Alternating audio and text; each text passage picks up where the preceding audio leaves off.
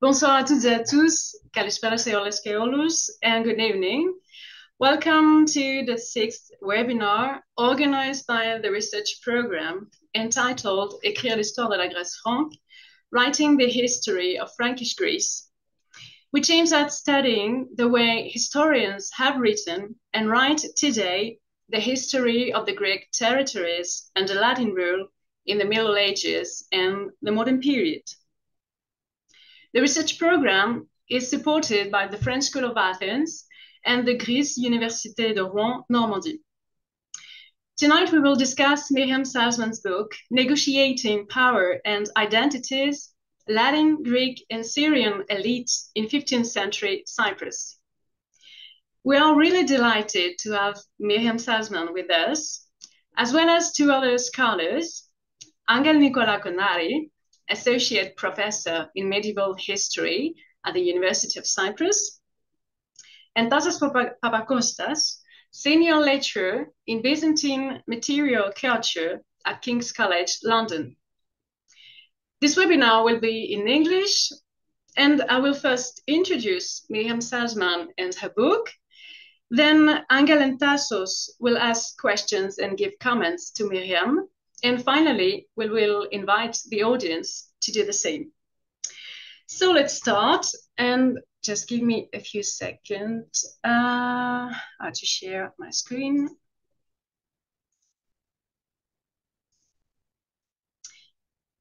Can you see the slide? Is it okay? Okay, great. Miriam Salzmann is currently working as assistant professor to Professor Johannes Palic at the Department of Byzantine Studies at Johannes Gutenberg University in Mainz, Germany.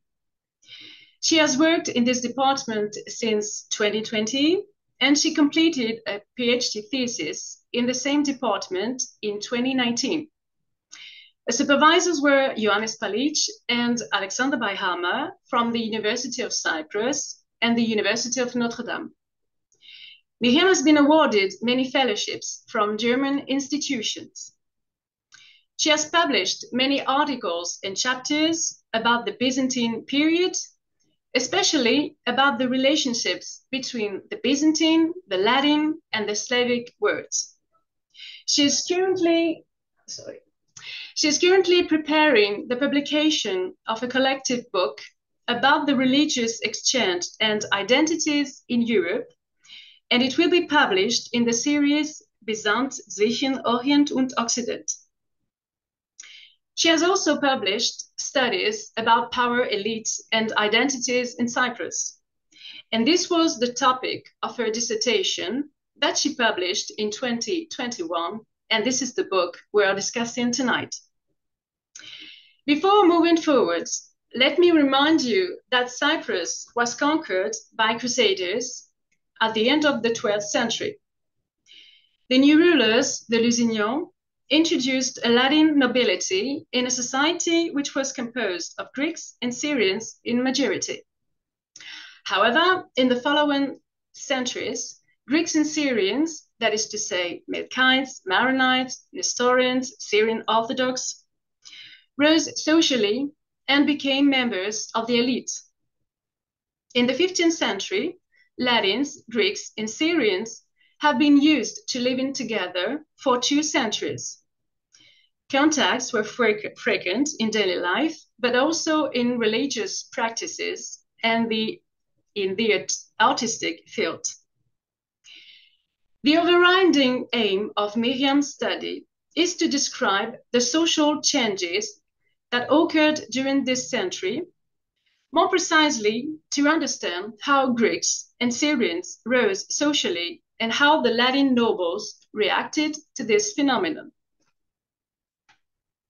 Oh, doesn't want to change. I'm sorry. Why? Oh, okay.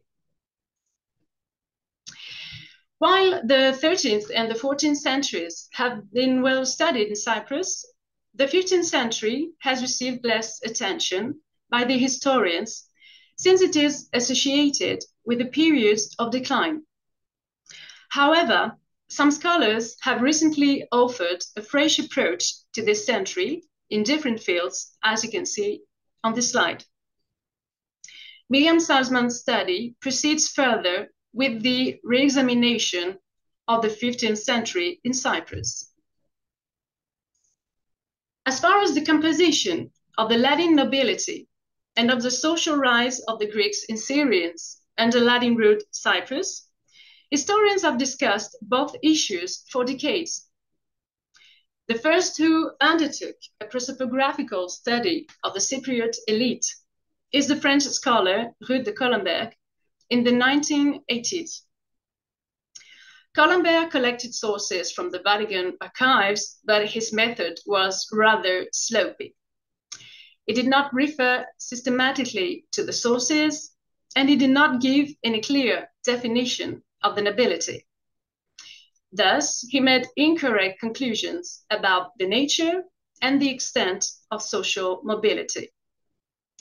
Thereafter, several historians, such as Benjamin Abel, Jean Richard, Gilles Griveaux, Nikolaou-Konnari, and Nikolaou-Konnari, have tried to define more precisely the nobility and its evolution. But they disagree on many points, especially the characterization of the nobility and of the ascended groups, and the degree of integration between both groups. Miriam's study provides a new approach to these questions in terms of perspective. This study aims at understanding social changes, but also the cultural effects of these social changes. It is also a new approach in terms of methodology. Miriam's study relies on a prosopography of all members of Cypriot elites between 1374 and the 1460s. That is to say, the end of the Genoese Cypriot War until the last Lusignan king, James II. However, this prosopography relies on digital humanities. Miriam used two tools, a prosopographical database and a social network analysis. The social network analysis, and I learned a lot, is an instrument of collection and visualization of the data organized in the form of graphs, windows, and ages. Through the sum of interactions and connections between individuals and groups, we can visualize the structure of the relations, the influence, and the scope of actions of everyone entangled in such relations. For example, it helps visualize the marriage alliances and the structures of the Cypriot elites. Of course, an in-depth reflective analysis on the contributions of sociology to history underpins the collection and interpretation of data. Since the social network analysis provides a static model, Miriam also used timelines to visualize the dynamics of the networks through time. For example, you can see timeline graphs are used to visualize the periods during which new families appear. So which outcomes does provide this new study on the Cypriot elite? Let me summarize the key features of the study so that we can discuss some points after. We must go back to Colomberg's assumptions to understand how Miriam's study moves a step forward in this topic. Colomberg asserted that the old nobility declined in the second half of the 14th century. Then it was substituted by Greeks, Oriental Christians, Italians, and Catalans. These newcomers represented 75% of the Cypriot nobility, and Colomberg defined as noble any holder of landed estate or high function or church office.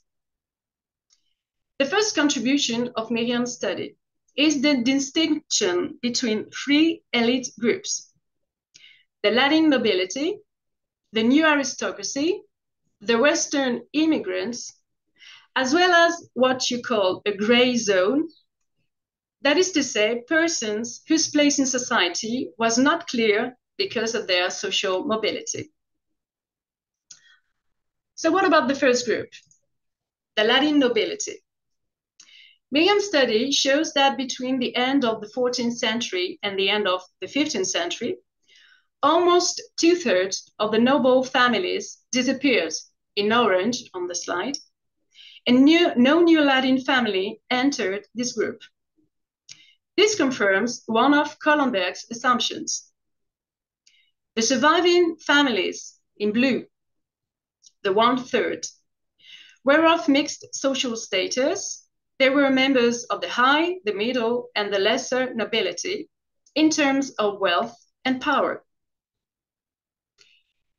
Who belonged to the new aristocracy, the second group? In this new aristocracy, all the families who had the highest social rise were Syrian. Their success was based on their wealth and most probably on their networks. There were, of course, also Greeks serving the state's administration.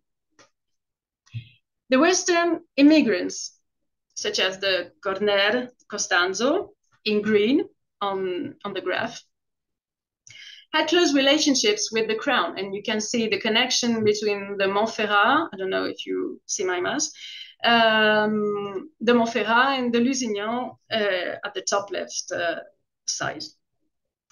Nevertheless, Miriam suggests that the Venetians were not integrated into the Cypriot nobility until the Venetian Caterina Cornaro's marriage with James II. On the contrary, the Catalans rose in the nobility, especially under the last Lusignan king, James II, who needed them against Venice. Contrary to Colomber's assertion, the digital tools used by Miriam helped understand that there was no complete takeover of the nobility by Greek and Syrian families. Digital humanities also help better understand the contacts between these groups.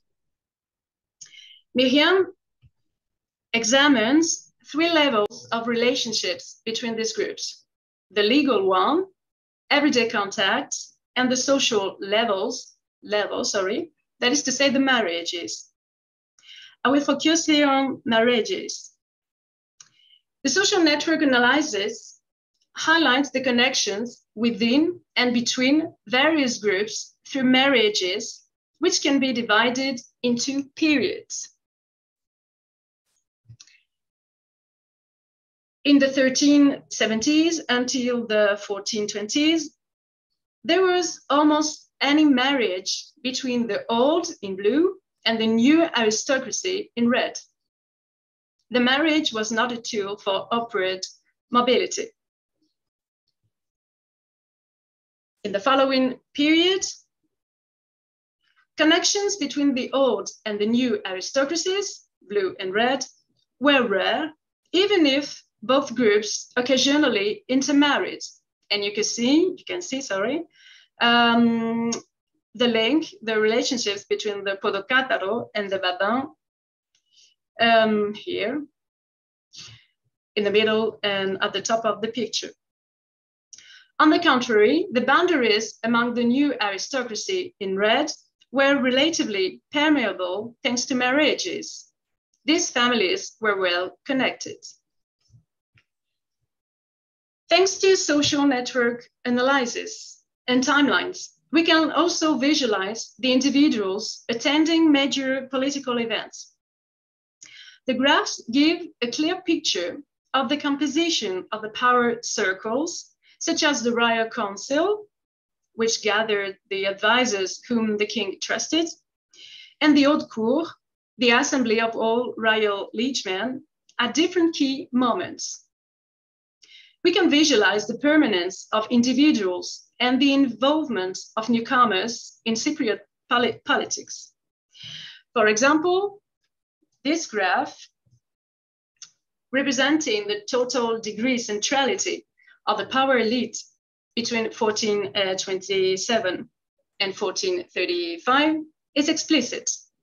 It highlights the inner circle of 5 powerful men, Jacques de Caffron, Badin de Nord, Hugues Soudin, Jacques de Fleury, and Giacomo Uri. By comparing many graphs, which illustrate the connection of individuals with major political events, Miriam concludes that the power elite changed from the 1440s.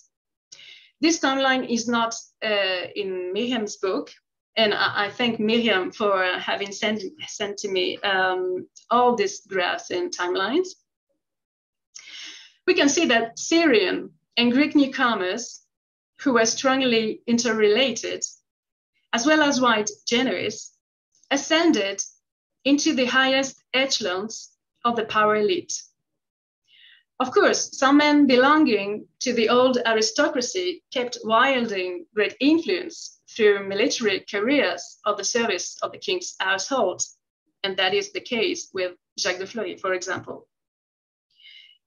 Members of the new aristocracy, such as the Uri Podocataro, studied in Padua, which facilitated their career, but not all of them did work for the administration. Finally, the rise of the newcomers depended on their wealth, education, and connection thanks to their interrelated marriages. Which consequences had these social changes on the question of identity? Did these changes redefine the contour of the individual and collective identities? What does this tell us about the construction of the identities through the lineage, the ethnicity, and the religion? By comparing two Greek chroniclers, Leontios Macheras and Yorios Poustronios, Miriam concludes that the concept of honor, which is linked to knighthood, was not systematically adopted as a cultural reference by the new aristocracy. On the contrary, tombstones, coat of arms, and names show that the old and the new aristocracy shared the same language, even if the Greeks and Syrians also retained their own traditions. What about ethnicity? That you define as the members' belief that they belong to a group within a common origin. While Macheras revealed a double affiliation to the Byzantine Romei and the Cypriots, in the 1460s, Poustronios referred to the inclusive Cypriot identity. Miriam highlights that identities were not static. The high mobility of the Greeks and the Syrians blurred the former ethnic distinction between the Greeks, the Latins, and the Syrians. Finally, Miriam devotes the last chapter of her book to the way the aristocracies constructed their identities through religion. She concludes that members of the old nobility constructed their religious identity in the space between the official adherence to the Latin Church and everyday contacts with the Greek Church. Surprisingly, until 1417, and maybe until 1470, that is to say the end of the Lusinian period and the beginning of Venetian rule, only a few members of noble Cypriot families worked for the Latin Church.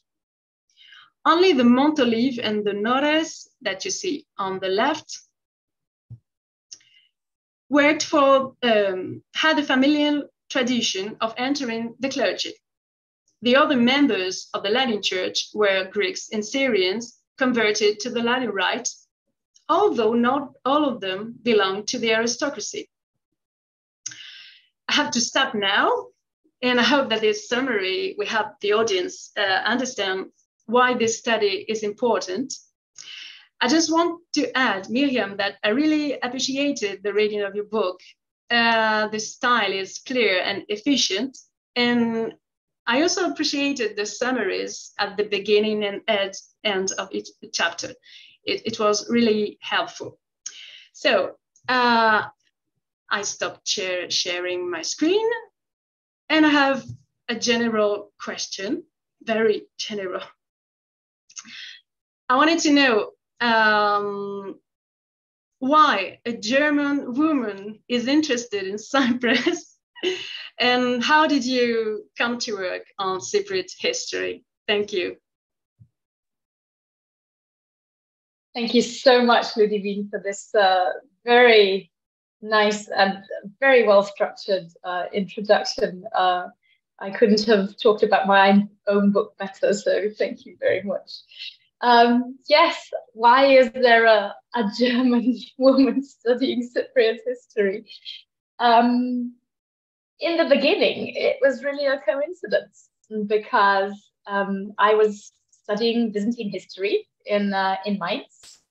I was interested in Greek history and medieval history, so I decided that Byzantium was it. And then I wanted to go to Greece to learn modern Greek. And I told my professor, Johannes Palic, that I wanted to do that. And the University of Mainz has a connection with the University of Ioannina, where usually Erasmus students go. And Johannes looked at me and said, Ioannina, so many people have gone there already. Don't you want to go to Cyprus? Because he is good friends with Alexander Beinhammer, and they wanted to establish a connection.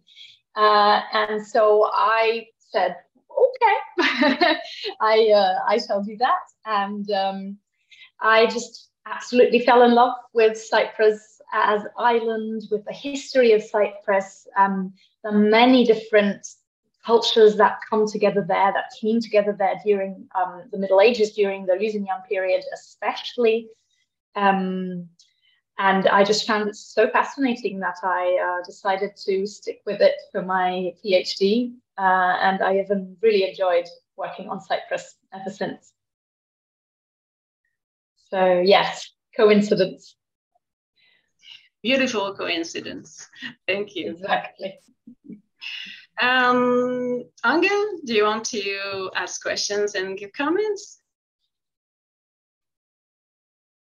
Yes. Okay, you can hear me now. Yes. Thank you. Thank you, Miriam, for falling in love with my island. First of all, I would like to thank Ludivine for inviting me to participate in this presentation. I have known Miriam for many, many years now. I'm not going to say how many. I first met her as an enthusiastic PhD student who came to Cyprus to pursue her research interests, the island's history under Frankish rule. Her PhD was a joint degree at the Johannes Gutenberg University of Mainz and the University of Cyprus, and I acted as one of the members of the committee that examined her doctoral thesis and granted her the summa cum laude distinction. As fellow historians of medieval Cyprus, we have since collaborated on several projects. And Miriam's book presented today, an improved version of her doctoral thesis, indeed constitutes an important contribution to the historiography of Frankish Cyprus. As Ludivine has said, the book studies the social development and mobility of the Cypriot aristocracy, the term taken in its broadest sense to comprise the old nobility, the new aristocracy, and the power elites in the 15th century, the 3rd century of the encounter of Greeks, Franks, Syrians, and other groups on the island. The book also examines social and cultural interaction, as well as the ensuing identity issues, and provides ample prosopographical information and family networks for an important number of Cypriots. Methodologically, Miriam uses sociological and digital tools in order to interpret the complex issues she deals with, but does so very cautiously, repeatedly emphasizing the limitations of these tools in view of the particularities of the Cypriot case. last but not least, one of the many virtues of the book is that it is very pleasant to read, something which enhances its scientific value. So, my first question now concerns the period under study. Ludivine asked you why Cyprus. I'm going to ask you why the 15th century. I mean, obviously, this is a transitory period between the island's Frankish and Venetian rule. Also, as Ludivine has said, this is a relatively understudied period. However, in what way is it different? How far would you say that there is a certain continuity of the demographic, social, institutional, legal, cultural patterns, and how far the 15th century has a special character?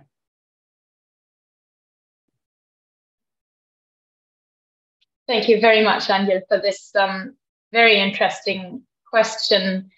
I would say that there is both continuity and something special about the 15th century. I think you are right about the continuities of Cypriot history in the 15th century. Of course, the 15th century is the 3rd century of Lusignan rule. So it is not as if, you know, there is a new rule, a new social structure, something that is very new in the 15th century that would mark a new beginning of something. The legal framework is the same as in the 14th century. And also many of the social movements, for example, are a continuance of what is happening in the 14th century. So, for example, the social upward movements, the social climb of the Greeks does not start in the 15th century. You yourself have shown that, you know, already at the end of the 13th century, in the 14th century, the whole of the century, there are already Greek families who work in state administration and who ascend socially. So, in a sense, I have done a continuance of the study that you have yourself done on the 14th century. On the other hand, though, I do think that the 15th century has some special characteristics that both have made it understudied until now and that make it different from the 14th century. And I think that the most important reason for this lies in one special event, which is the war with Genoa, 1373, 1374, which the Cypriots lost devastatingly. You know, they really made a huge mess of this war. Genoa won, and not only do they want to have lots of reparation payments, which actually continue to influence Cyprus as a state well into the 15th century and bring it into big economic difficulties, but also they actually exile quite a lot of the Cypriot nobility. And many of the families of the Cypriot noble families who disappear actually disappear after 1374. Important families, you know, the Ibelins, for example, who are the second most important family after the Lusignan royal family for the last 200 years, disappear in the years after 1374, and there are many others. And that creates a social vacuum that has to be filled somehow, and helps the social upward movement of both Greeks, but also very much Oriental Christians, because the Oriental Christians have a lot of wealth. And so they have the possibility, just kind of very practically, financially, to help the Lusignan state and also therefore gain more influence. So I think that is a big difference between the 14th and the 15th centuries. The Lusignan state itself is declining, it's economically declining, and that makes it possible for indigenous families to actually really rise very high. And I also think the 15th century then is different from the 16th century, where the island is ruled by Venice, because, and that is something that I have just observed prosopographically, the families who become important in the 16th century in Cyprus, who are also Greek and Oriental Christians, but also some Latins, are not necessarily the same families that are important in the 15th century. So the 15th century has its own dynamics, its own people, as it were, who actually influence the state. Yeah. So, I mean, can one safely then use information from the 16th century? Because, you know, these phenomena are accentuated during the 15th century.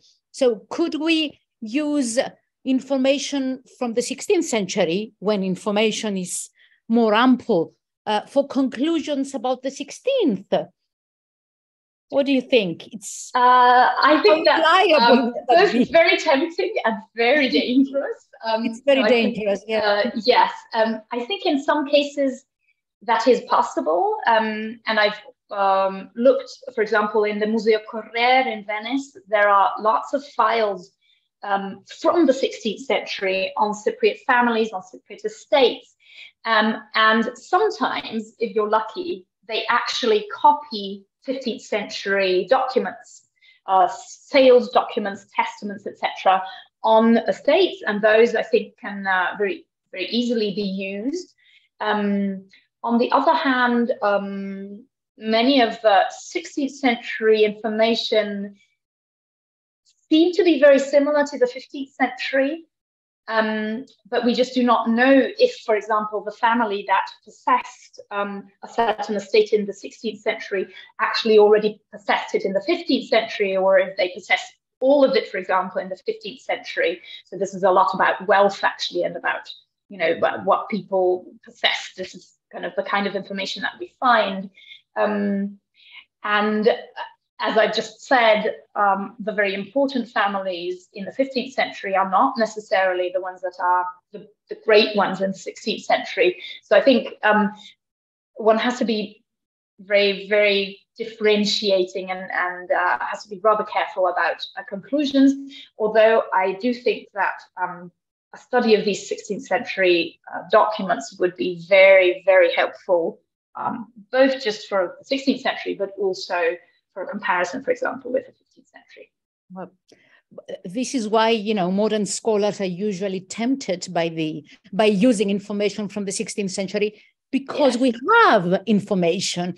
We have many sources from the 16th century. And this brings me to my next question. On the contrary, historians who study 15th century Cyprus are painfully aware of the dearth of evidence. What kind of sources did you use?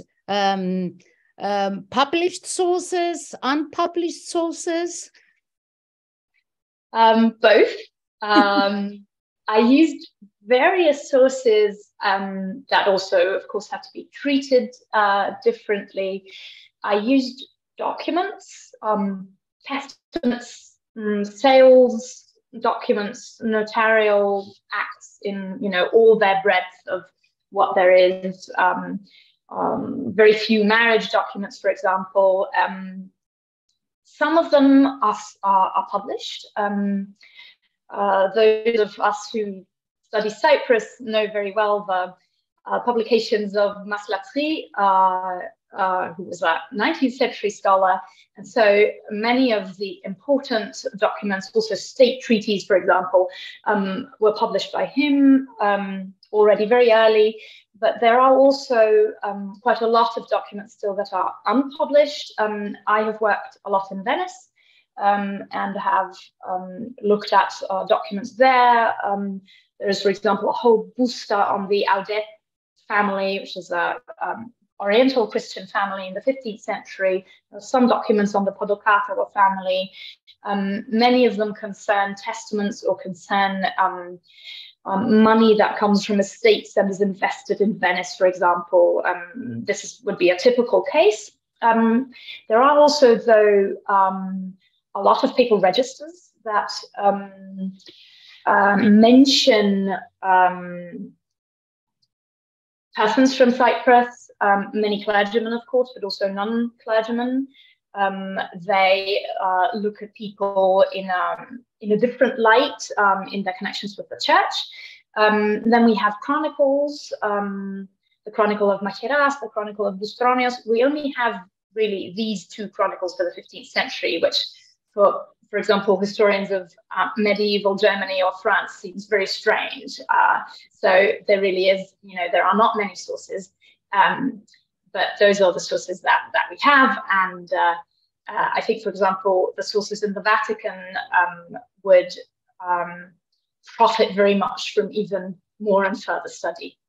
Yep, yeah, that was going to be my next question. Have you worked at the Vatican Library and Archives? I mean, I worked there a lot, but for the 16th century again. So I don't know, did you find anything we don't know about, at the Vatican? I did not find anything we don't know about at the Vatican, unfortunately. I would have liked to.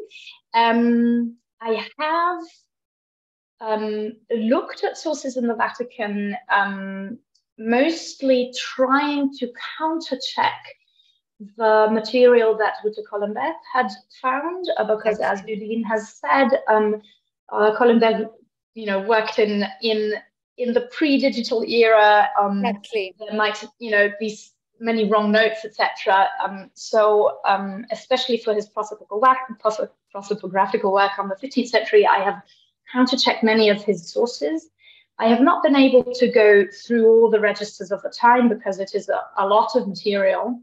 And I actually only had some weeks in the Vatican as opposed to Venice, where I had some months, which also has to do with finances and funding. But I do think that the material in the Vatican about the 15th century would merit a study of its own. There is really quite a lot of interesting stuff. The stuff that I have been able to see really gives a lot of information on the people who were in connection with the Latin Church.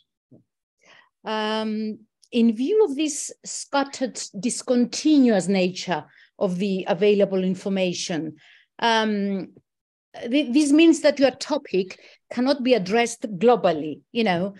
How did you overcome this problem? And also, how far do you think quantitative conclusions can be misleading, or how far can they be reliable? Again, in view of the scarcity of sources, their accidental chronological distribution, and their uneven social specificity. They don't inform us about all strata of the population. So how did you overcome this problem? That is a very good question, and I think a question that we all have to ask ourselves continuously. How much of a percentage of the sources that there could be do I actually have?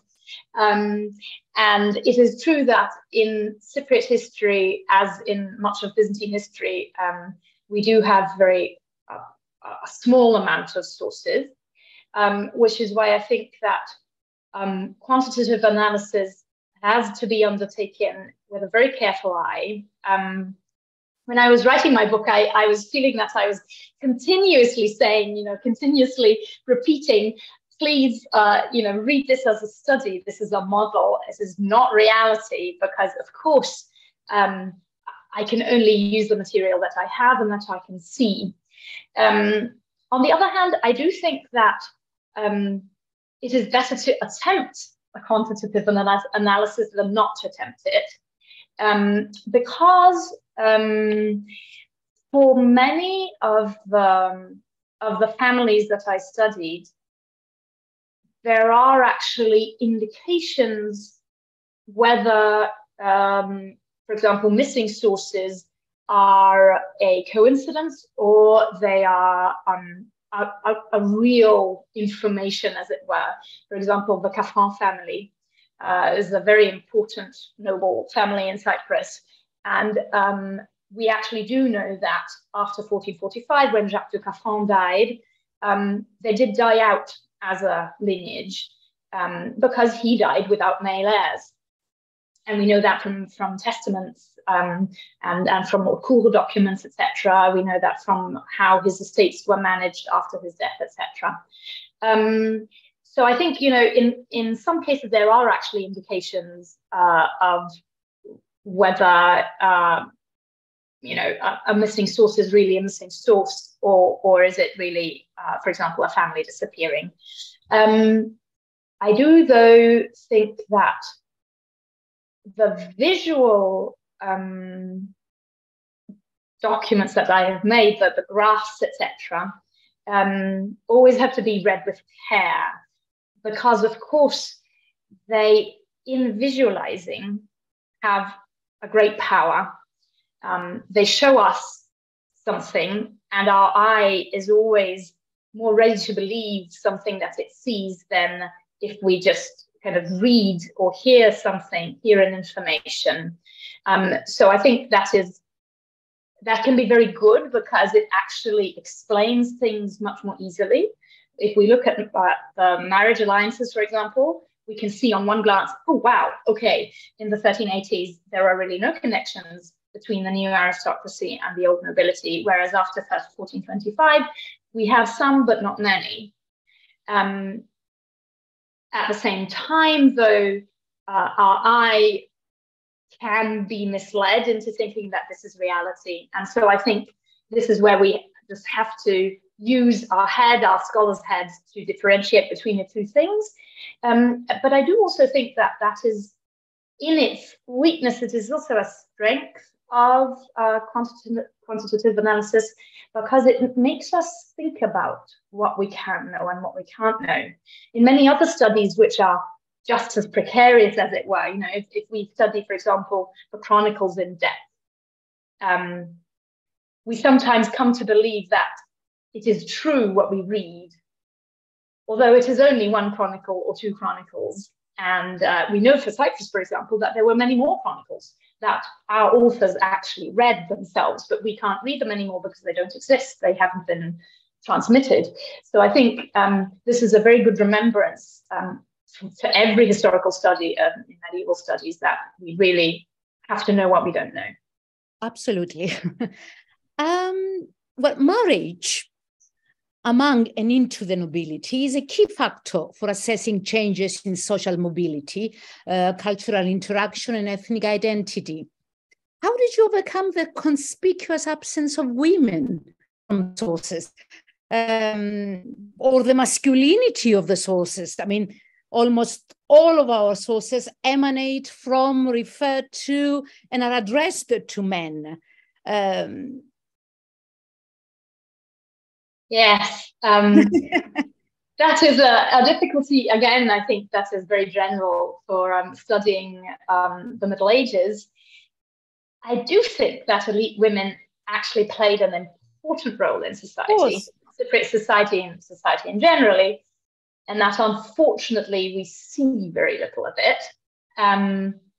Since most of women's actions, influences, etc., took place behind the curtain, as it were, not in official spaces, but in semi-private or private spaces. And that is also the reason why they don't appear that often in my study, because unfortunately, we really do not have a lot of information on women in Cyprus. However, the instances where they do appear, I think, can help to overcome the problem a bit, because we do have some sources that are very interesting concerning the role of women. For example, there is a source that has very newly been edited by Cristina Caulla. She hasn't published a dissertation yet, but she has kindly allowed me to use the material to use her dissertation. And she has written about a the protocol of a lawsuit for the divorce of King Janus at the beginning of the 15th century, 1407. King Janus wanted to get divorced from his wife, Anglesia Visconti, and so he filed a lawsuit. And for this lawsuit, there were various people called to witness what had happened and how the negotiations had been going, etc., etc.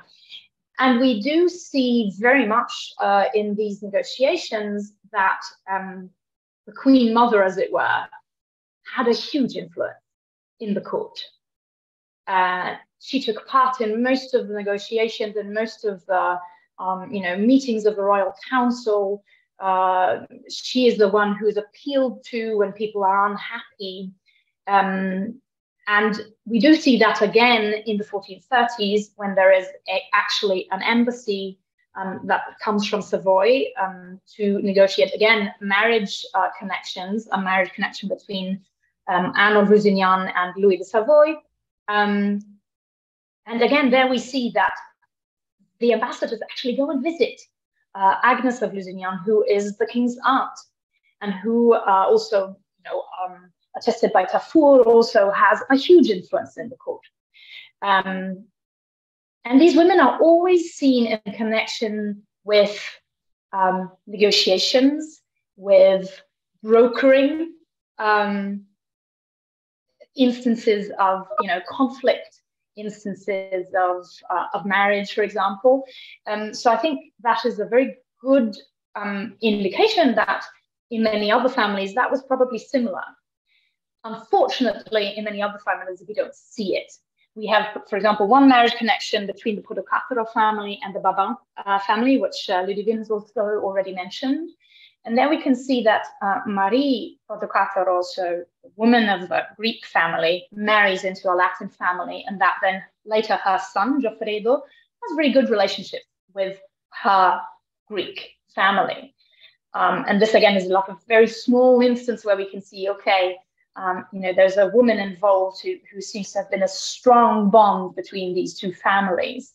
But unfortunately, we can't really go beyond this. We can't, for example, make a network analysis of female relationships or something. That would be wonderful if we could do that, to compare them with the male relationships, to see if, for example, women were actually more involved than men in cultural brokerage, for example. But unfortunately, at least for the 15th century, we just lacked resources. But your feeling is that they were not just noble women, let's say. They were not just intermediaries amongst ethnic and social or religious groups through marriage. They were also active in many other ways. Very clearly. Politically, yes. As well. I mean, yes. After all, we have two queens, in the 15th century. With very strong characters and very strong politics of their own. Helena Paleologina, for example, of course, is a very well-known and not queen consorts also. Yes, of her own, absolutely. And we do also have one instance, very lucky, of Alice Prévost, a woman in 1420, a noble woman, where we can actually see from a haute cour protocol that she possessed her own estate, which was a fief. So she was a vassal. She was a royal vassal on her own. She was married. And so her husband was also a royal vassal, but she had property of her own that she could have her daughter inherit. That's what the document is about. And she had it from the king directly. It was a royal, a fief estate. So women could have property and they could also act on their own. She did, though, have to have a husband there. And he had to consent to her, giving the estate to her daughter. So, you can also see the limits then of this power, but power there definitely is. But there were always ways to overcome, the limits. Can the social network analysis provide a new approach to women, noble women, in 15th century Cyprus? I think the thinking behind social network analysis can. I think that if you look at the data itself, as I said, it's a bit difficult because we don't have enough data to make an actual working graph of an analysis.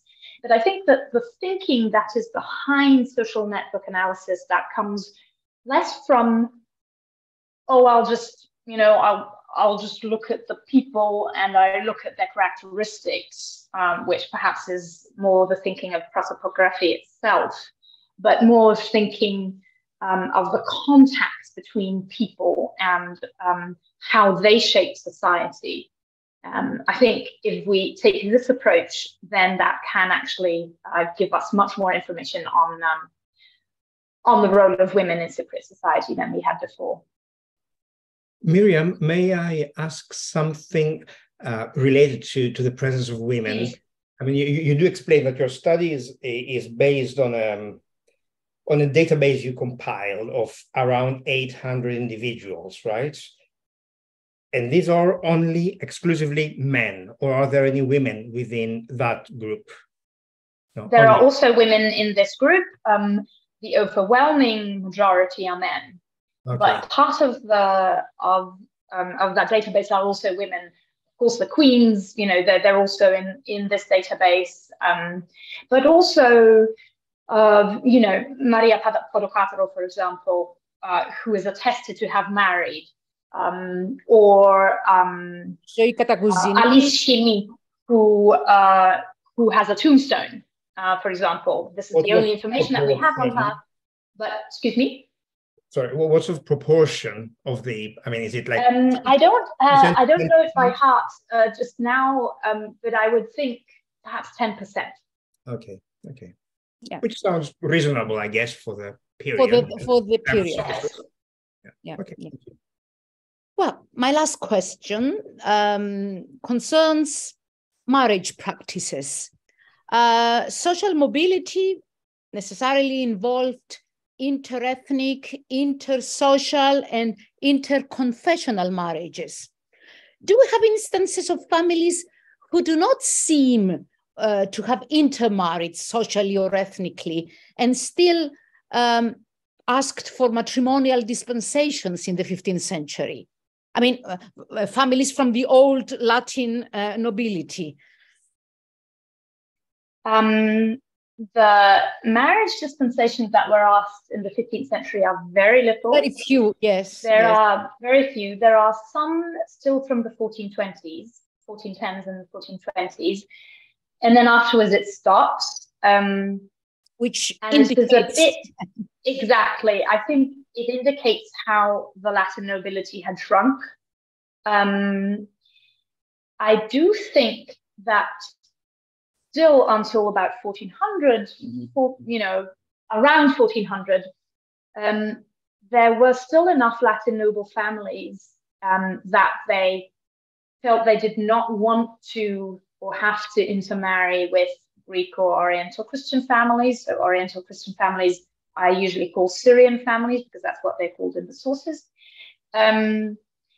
And we do have a very strong, I feel, movement in the 1390s, especially under James I, to close up the aristocracy, because after 1374 there were actually a lot of social climbers who became very important, and then there is kind of a reaction to that, and people really only marry within their group.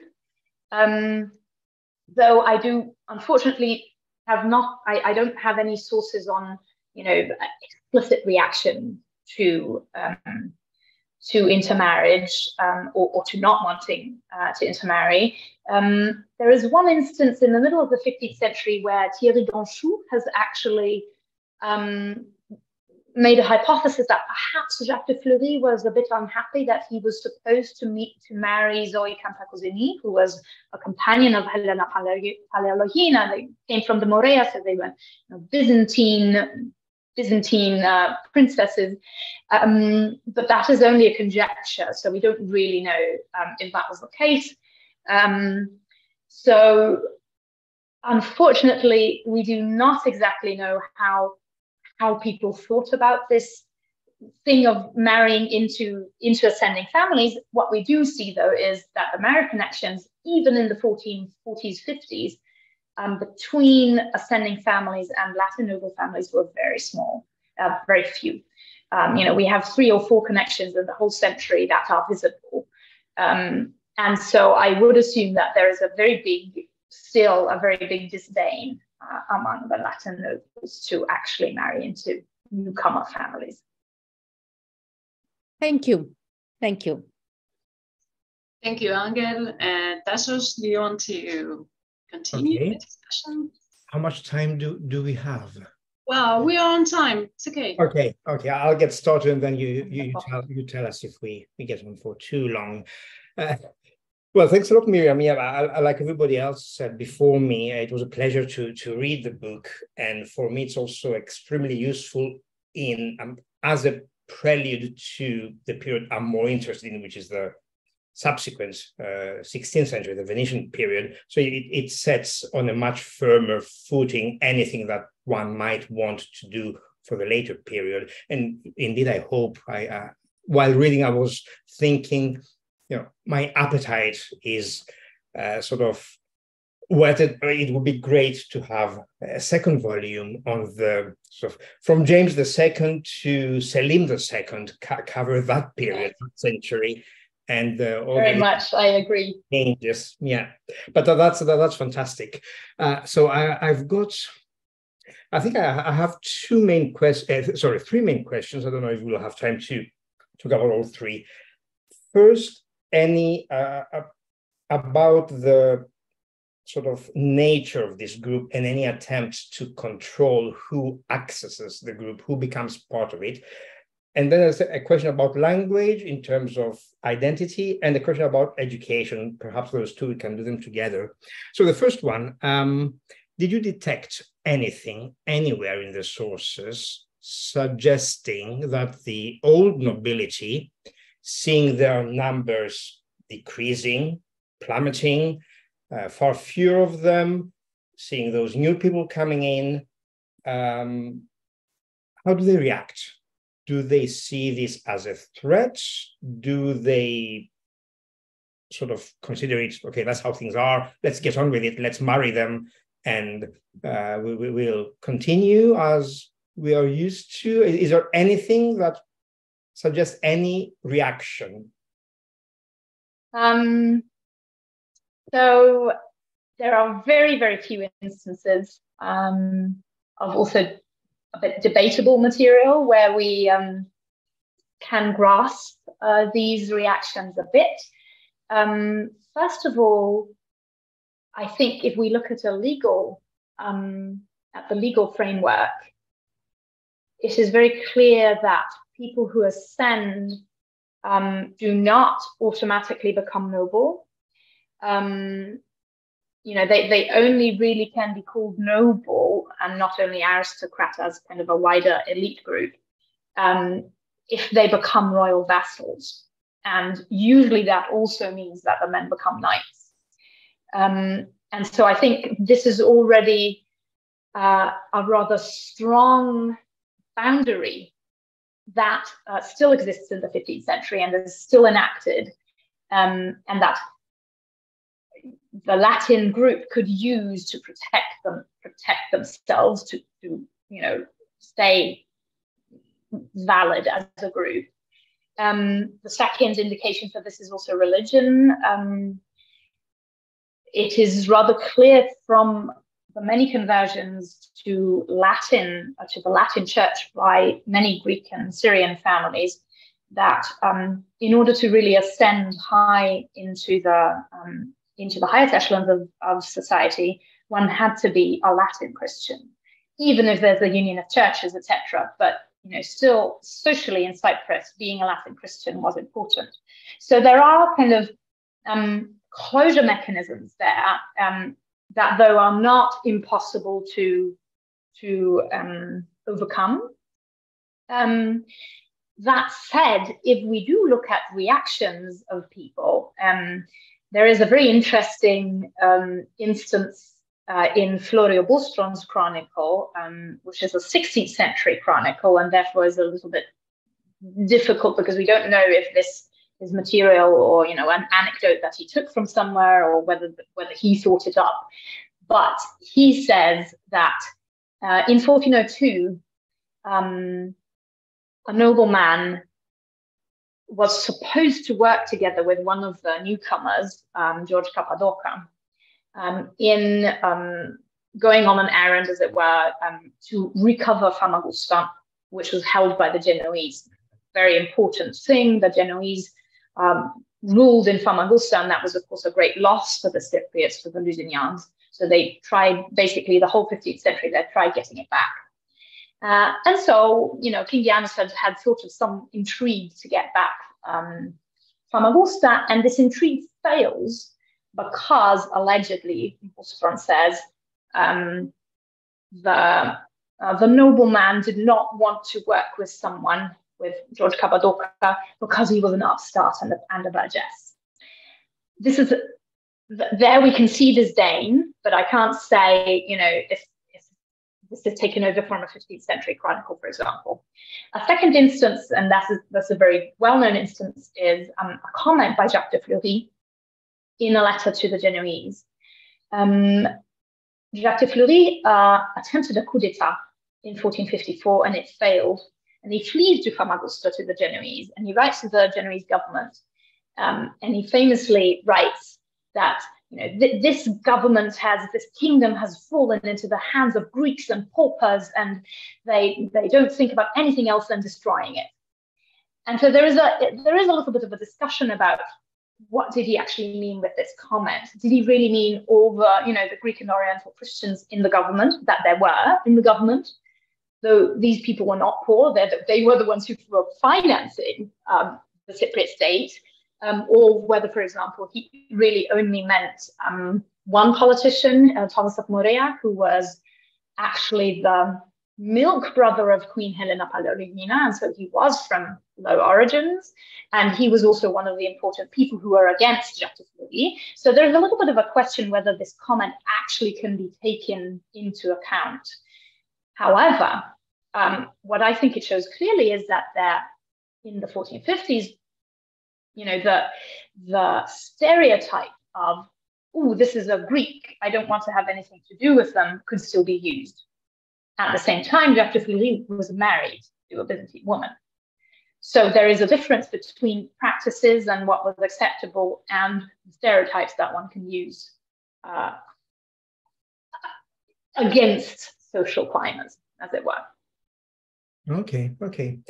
So that, I mean, that in a way, as you explain also in the book, this group, or with its constituent elements, is not particularly well defined, right? You talk about the gray sort of zone, the group that is not easy to categorize and classify in either the old nobility or the rising, the ascending group.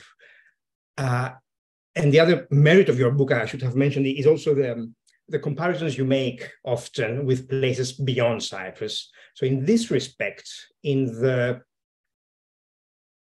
ill-defined nature of this elite group, if we compare with other places, how does that work? I mean, is there, I mean, you do mention the aristocracy in France, in other places in Western Europe where things are clearer, or at least we think they are. Is there anything to be gained from looking at other sort of geographical areas or societies where we might find similar fluidity, let's call it? I think so, yes. I think that both the comparison with regions where it was very different and regions where it is also fluid can help. If we look at France, for example, we have letters of ennoblement. We also have people who attempt a noble lifestyle, and then, you know, after a decade or two, are actually admitted into the nobility because of their noble lifestyle. That is something that we do not see in Cyprus at all. And I think it might have to do with the fact that Cypriot elite society was so small. You know, it's already a small island, but then if you look at the elite society, who mostly lived in Nicosia, attempting a noble lifestyle for 2 decades in order to become noble does not work, because everyone knows everything of everyone, basically. So I think that is something that can be gained from the comparison with, as it were, bigger societies. I do also think that, for example, comparisons with Crete, with the Morea, where there are also Latin colonial situations, one could say, can help. Again, I think that would be a really, really nice topic for a further study, especially a comparison with Greece, with Crete, for example, where we do have a similar fluidity, different groups that are, both aristocratic but have different backgrounds, Greek background, Venetian background, since Crete is held by Venice. But at the same time, they can work very differently.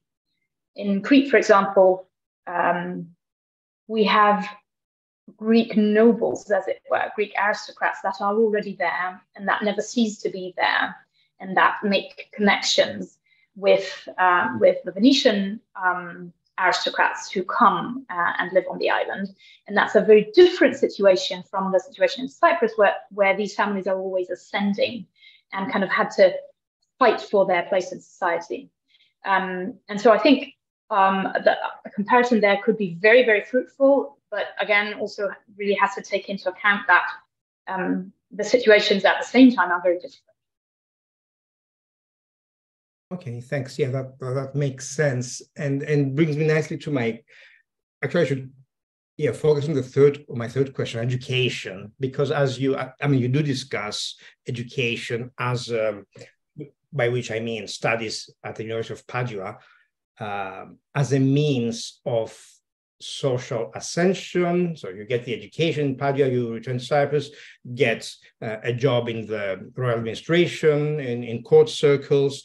That helps the ascension of the family in combination with other, with marriages and whatever else is available to you. And of course, this is something that both Philippe and Gilles have written about, among other people, other colleagues.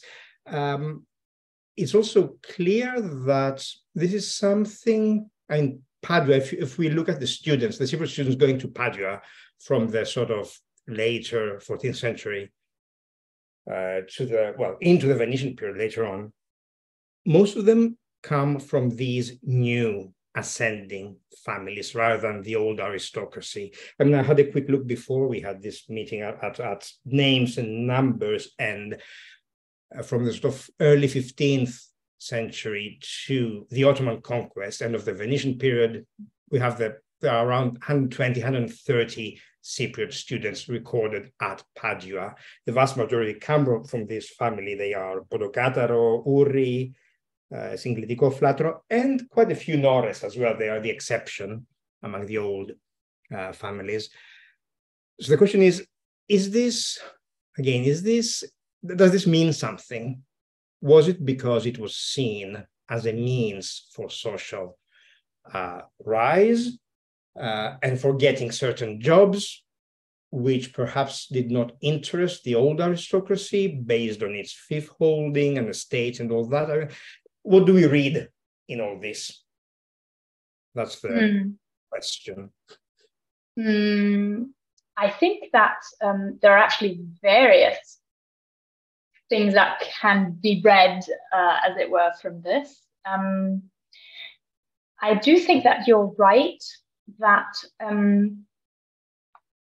one great reason why it was mostly members of ascending families was the possibility of a career that it brings, and at the same time, the fact that the old nobles felt that they didn't need that. So nobles did not go to study, I feel, because there might even have been a type of disdain for this type of career. There is only one instance that I have found where that becomes, we can grasp it a bit. It is a very interesting one. It's again from this newly found source, the protocol of lawsuit, the divorce suit of King Janus. And there at the very end, but all the witnesses are asked the same questions. And at the end, they're always asked a question about, the definitions and the law and what is actually meant by rumors, for example, because that has to do with what they've been asked before.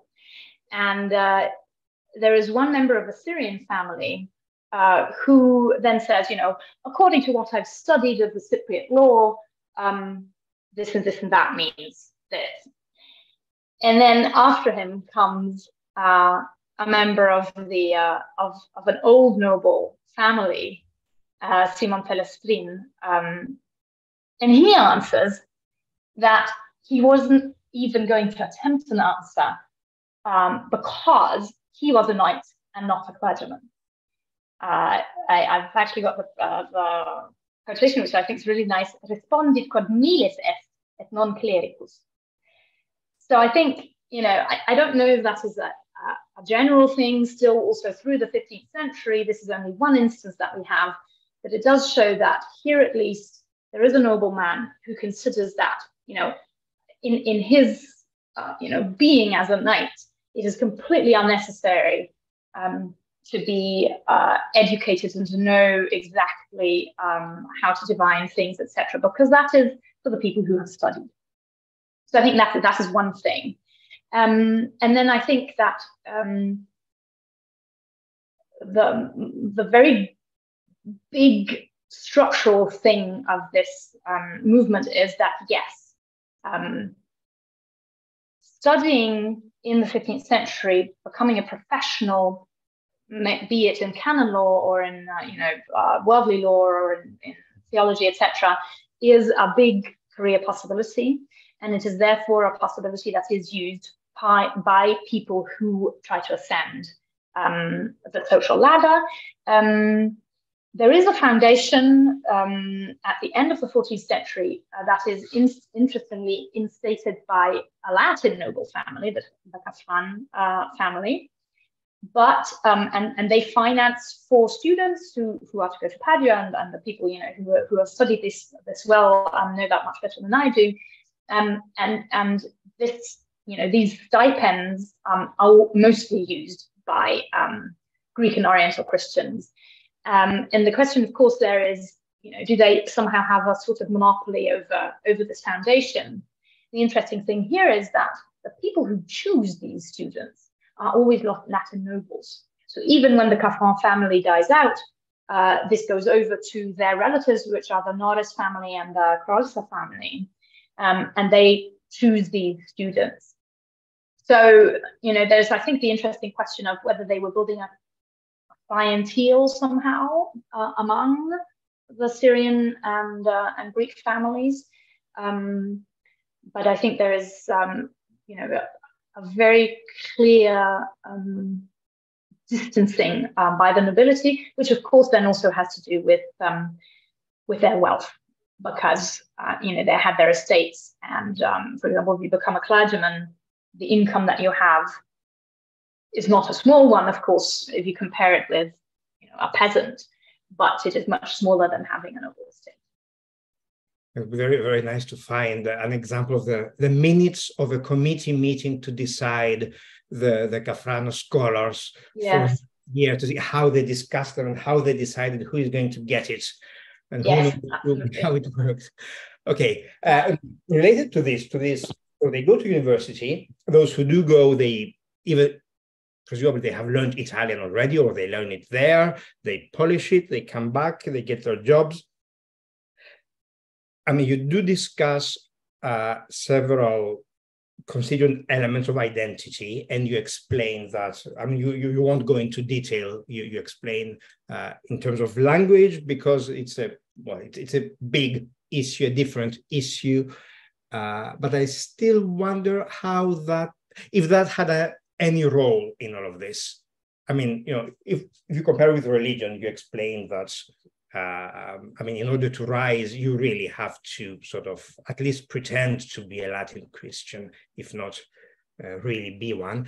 Do you also need to pretend you know Latin and Italian and French or anything if your mother tongue is Greek or Arabic, perhaps in some cases? Yes.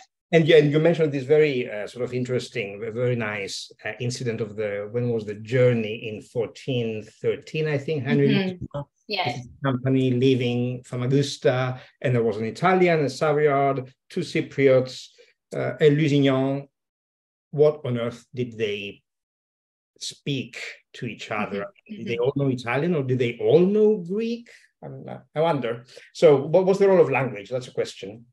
Yes.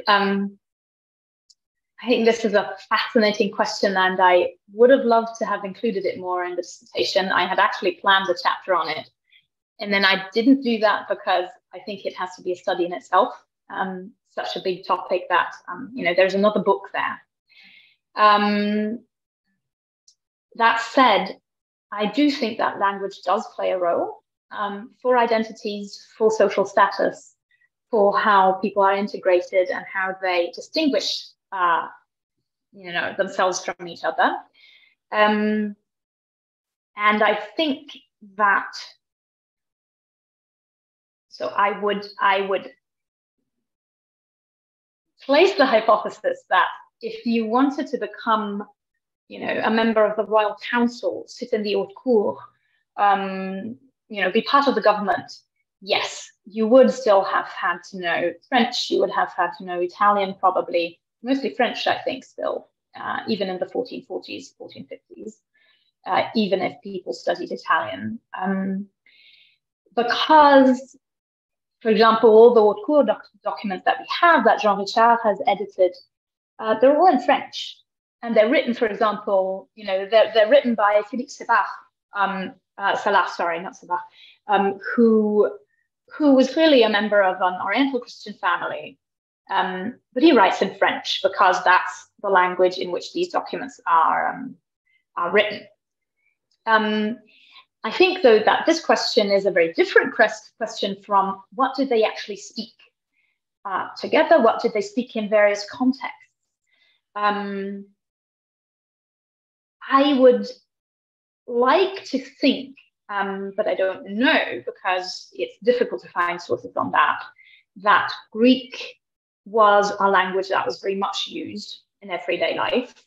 We have some instances for the 1460s in Bouscaronius's chronicle, where, for example, James, the later James II, very clearly speaks Greek with, for example, with Thomas of Morea when he has him murdered. He says, Thomas of Morea says, "Oh, you want to talk to me in private? Why don't you send away your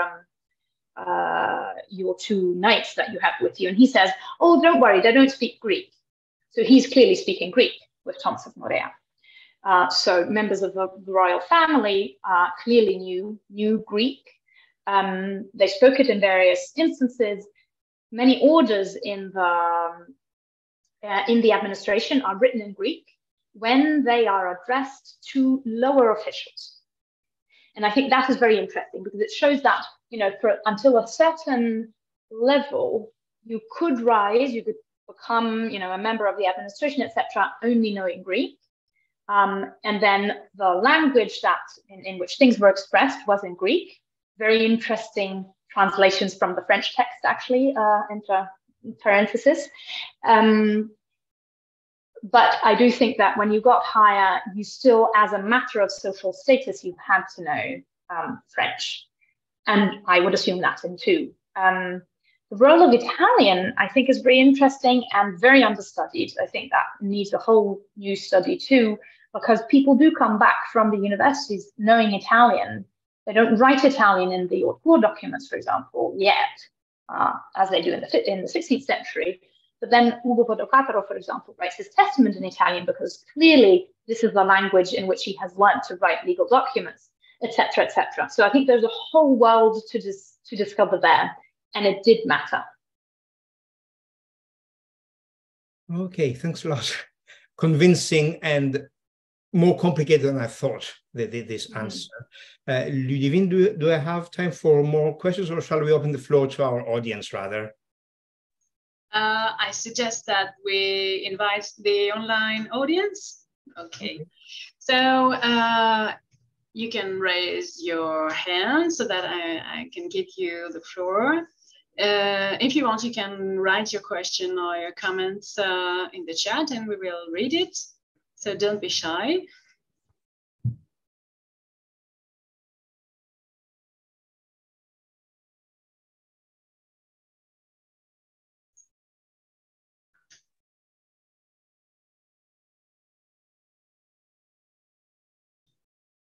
For the moment, no one.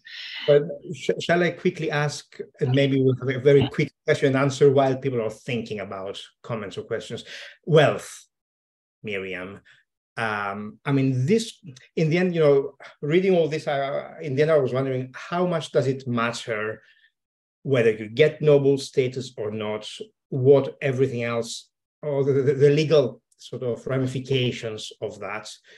I mean, the basis of it, I imagine, in order to join the elite is wealth to a large extent. And again, you don't talk very much about this because you don't have much information. Again, unlike the 16th century, for which we know much more. Is there anything more we can say about acquisition of wealth and how one could compare the old nobility to the incoming group in terms of acquiring wealth, in terms of real estate or all sorts of things, money thieves and stuff like that? Yes. As you have said, it is a bit difficult because I think this would be a subject where it would be worth to look at 16th century documents much more in order to perhaps find more information on the 15th century, because there is not a lot of information on the 15th century. The information that we do have, I think, suggests, on the one hand, that the old noble families clearly had, you know, they had estates, they had wealth. Some of them had a lot of wealth, and I do think that there was a huge difference also in social hierarchy, also among the Latin noble families, according to how wealthy they were. For example, if we look at Jacques de Fleury's estate, who, it must be said, though, also had acquired some of them during his incredible career as, you know, being John II's first counselor. You know, if you compare that, these estates, which were an incredible amount of estates, big estates, you know, a lot of money involved, with other families where we know from, you know, there's a 1367 document of the church taxes of Limassol, and there are some people mentioned there who have, you know, one estate that seems to, you know, viewed a rough esteem, been you know, an income of, I forget how much it was, perhaps about 600 ducats a year, whereas Jacques de Fleury had, you know, over 4,000, clearly, perhaps even more. So there are differences there. There is a big difference, though, especially between, very clearly, between the old noble families and the new aristocrats, in the sense that some new aristocrats had wealth from being merchants, from trade. That was mostly Syrian families, and these families were very clearly much richer even than the nobles, than many nobles. Perhaps not richer, much richer than Jacques de Fleury, but much richer than most, you know, everyone else in the nobility. There's also a very nice anecdote by Macheras, who says, you know, oh, the knights being poor when they were visiting a merchant, and he just, you know, he had jewels everywhere and told them to take. They grabbed it with their hands because they, you know, they needed money and they wanted to have it. This is, of course, very much hyperbolic, but I think it shows very clearly the distribution of wealth between these two groups. So we have very, very rich Oriental Christians that many of the nobles are indebted to in the 1430s and 1440s. For example, the Audet family tells, like in one of the testaments, it says, you know, Lady Audet has so and so many debtors, and these are the debtors, and this is what they owe. And there are lots of noblemen among the debtors. But I think there is then a third group of people, which, for example, some of the Papacostas family and also the Salah family belong to, who make their careers in the administration, and then being, you know, rising in the administration, collect enough money to buy estates. Very clearly, we have documents.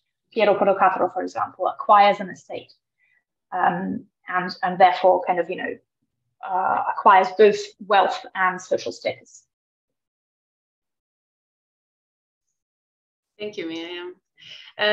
Does anyone online want to ask a question or give a comment? In Greek or French or anything? German? Any language, exactly. I don't speak Arabic, unfortunately, but anything else is possible. Can I ask a question then? Miriam, how would you interpret the fact that only very few old noble families survive into the Venetian period? I mean, the Nores, for example, would you attribute their survival to genealogical luck, clever choices, the fact that they held offices consistently, the fact that, you know, I mean, they had money, the change of political sides, I don't know, intermarriage? I mean, how would you interpret that? I think, I mean, I'm sure genealogical luck is somewhere in it too. Yes. That's something Yes. that's difficult to distinguish. But I also do think that, at least from what we can see, those families who survived long into the 16th century, like, for example, the Norris, did make some clever choices too, and also on many, many different levels. So there are, as we have said before, they are one of the only two families, the Montpellier and the Norris, who actually start going to study, who become professionals, who go into offices. Because, and this is of course an interpretation of mine, but I think that they may have actually understood that this was the new way of doing things, and the way that you could be successful also in 30 or 40 more years of time with more of this development. Whereas, as we have seen from Palestine, for example, there were others who were saying, you know, I don't need this. They also intermarried with the Papacostas, for example, in the late 15th century, clearly, you know, seeing that this was an important family, an important alliance by that time. The Papacostas had risen very high, and they were a numerous family. They were very strong. So I think that there seem to have been clever choices involved. Of course, this is a thing of hindsight, but you know, considering, for example, that both the Norris and the Montpellier are the only ones who go into offices, and they are one of the very few families who survive, I think that is rather conspicuous, actually. Yeah. Thank you. We have a question from Gilles Griveaux. Can you see it in the Q&A? Just a second. Yes. I'm reading it. N'est-ce pas la monarchie qui décide de l'accession à la noblesse en distribuant les fiefs tombés en déshérence? Yes, I do think so. That there is a big, of course, the monarchy is the biggest player in this whole decision process. But I also do think that they don't live in an empty space, as it were. They do, you know, react to movements, to situations. For example, if we look at the way that Piero Polocapro, for example, acquires his fief, or other people, for example, under Helena Paleologina, we see that there are certain people who petition for the ones who get the fiefs. And so I think there's a whole negotiation going on between the monarch and the whole of the aristocracy and the people who are powerful about the distribution of these estates. There is, for example, one very interesting document where that explicitly states that John II gives his wife, Helena Paleologina, for the time being, the right to distribute the estates that then she then gives to members of a Greek and an Oriental Christian family, because she has asked him for it. So, you know, there are, I think, a lot of things going on behind the curtains again that we can't see, that involve the selection, perhaps similar to how students are selected for Padova, even if then officially it is the monarch's decision. Thank you. Does anyone want to ask a question? Okay, may I ask you a technical question, Miriam? Please. Do you plan to publish your prosopographical database and to make it available to the public? And when? I have planned to do that. I don't exactly know when and how yet, because it of course involves another whole load of work, especially also of technical support.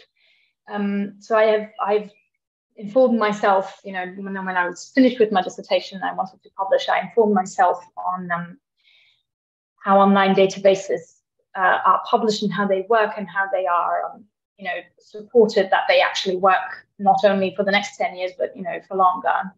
And it's not that easy, actually. And Angelo knows this very well, because actually in Cyprus, they have attempted to make an online database for Cypriot prosopography. And so it's not actually, one needs a big budget to do this. And with this budget, then use the technical support system, etc. So I am not yet very clear on you know, how this could be possible.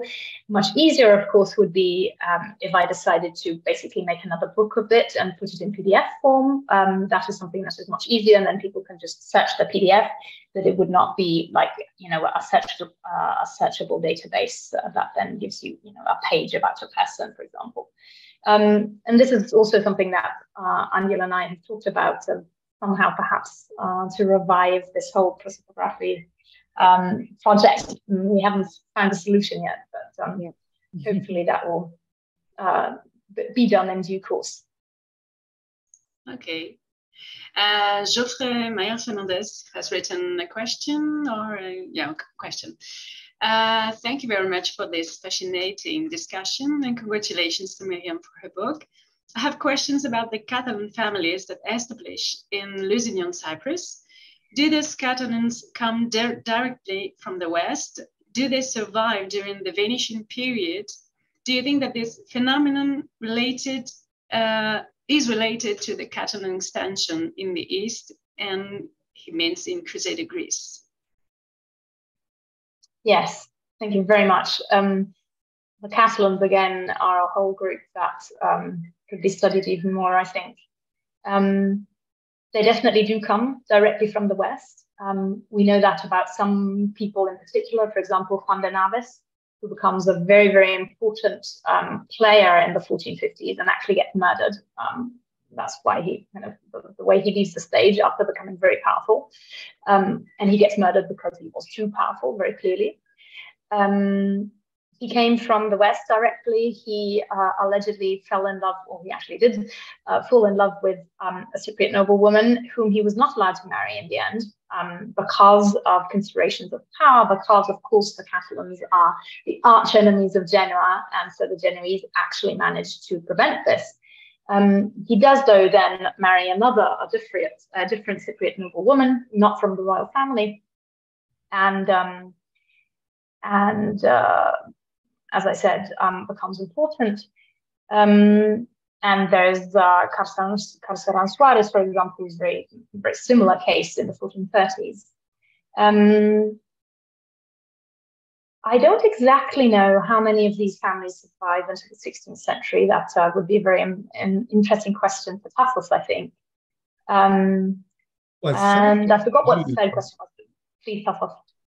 You know, some of them, I mean, like the Fabregues, the Requesens, those who do settle and marry, and biology allows them to continue and have descendants. They do remain, they do become quite important. Although, again, I think biology didn't favor them very much because they didn't expand, having a lot of branches like other families that would have allowed better survival chances. But the Palol, another example, some of them came before James II, earlier in the 15th century, others at the time of James, as sort of to help him gain the throne. So yes, right. That was the last question, whether this is related to the Catalan expansion in the east. This is very clearly the case. Again, we see this in this conflict of Juan de Navas, who wants to marry and actually asks the Aragonese king to intervene for him, who is a cousin of Helena Paleologinas, and Helena tries to support Juan de Navas in his marrying, and it becomes very clear in this whole negotiation that the Genoese don't want this marriage to happen because they see this as an influencing by the Catalans of the Cypriot government. There's a very, very clear quote that Thierry Ganchou has found in the Genoese archives, where they clearly say, this is an enemy of the Genoese state, and he is going to influence the government in Cyprus, and we do not want that. And this is clear also for other important players who are directly connected to the Aragonese king, actually. And kind of make his politics at the Cypriot court. There is a comment by Daniel Duranduel about the Catalans. There is still a lot of work to do, as you say. Unedited reports give us a lot of information about marriages with Cypriots. Verdi played a very important role in these marriages. Yes, absolutely. I had actually, when I started doing the dissertation, I very much wanted to go and look at the Catalan archives too. I did not do it in the end because it's just too much to manage. But I do think that there is a whole load of information there. It can be very interesting. And the Vernis were, again, so the Juan de Navas, I think, if I remember correctly, married into the Vernis family instead of the royal family where he had fallen in love at first. And they play they are basically the triangle between Helena Paleologina, the Vernis lady, I have forgotten her first name, was her Madame, her chamberwoman, and then Juan de Navas married into this family. So there's a very strong connection there at the court, which is exactly the connection that Jacques de Fleury, for example, was opposing. So you have many books to write now. Yes. Please, if anyone feels inclined, I think there is a lot of work for a lot of people to do. So visited many nice places, between Barcelona and Venice, Rome, and Padua. Exactly. Cyprus. Cyprus, definitely. Thank you. Does anyone have one last question from the online audience or from our colleagues? where everyone is online, actually. I'm sorry.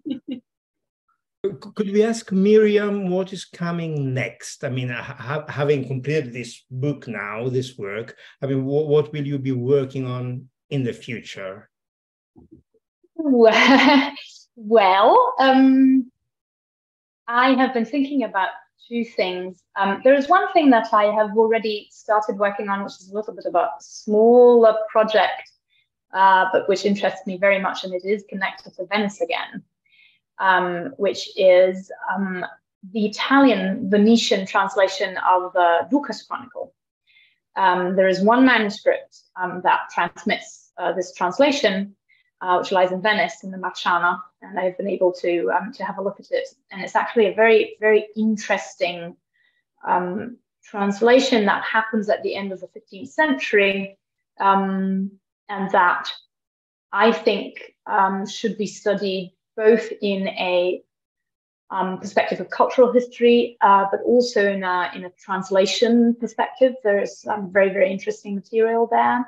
In a political perspective too, of how do people view the goings on of the fall of Constantinople and before and after it in the Eastern Mediterranean. So there's something that hopefully will be happening in sometime in the next years. There, and as of now, for a next little bit of a bigger project, I have been thinking about texts that come from the East into Byzantium and how they are treated there. First of all, looked at Stephanitis and Ichnilates, so this is the Greek translation of Kalila Vodimna, of the animal fables that come from the Indian Panchatantra via Persia, via the Arabic language, then into Byzantium and into many languages in the West. There's actually quite a lot of people who are thinking about this text just now, which is very interesting. There are 2 PhDs written about it from philological perspectives. So I would like to look at these translations and see how they are used culturally and also politically in Byzantium, if that is possible. This is just an idea for now, and it would also be, kind of a little bit of an earlier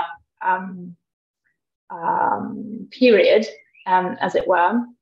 But as of now, since I am on maternity just now, this is an idea for starting in the autumn. We'll see what comes of it.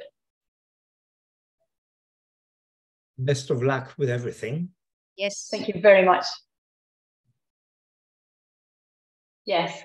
Well, thank you so much for the invitation too. I really, really love discussing with you and talking with you. Thank you so much, Ludivine, for putting it all together and suggesting it. And if anyone also of the audience has any more questions, please do not hesitate to contact me. I'm always very happy to talk about these things. Yes. It was a pleasure. Thank you. Thank you, Miriam. Great Thank pleasure. you, Anga. Thank you, Tassos. Congratulations again. Yes. Thank you very much. Thank you so much for agreeing to talk to Angela and Tassos. That was very, very kind. Congratulating message in the Q&A at the bottom if you want to read it. So thank you, everyone. It was a pleasure. It was an exciting discussion. It was the last webinar of the academic year. So see you in next academic year, that is to say in some month, in a few months. So good evening, bonne soirée, kalbravi, and see you soon. Okay, bye-bye. Thank you. Bye-bye. Yes.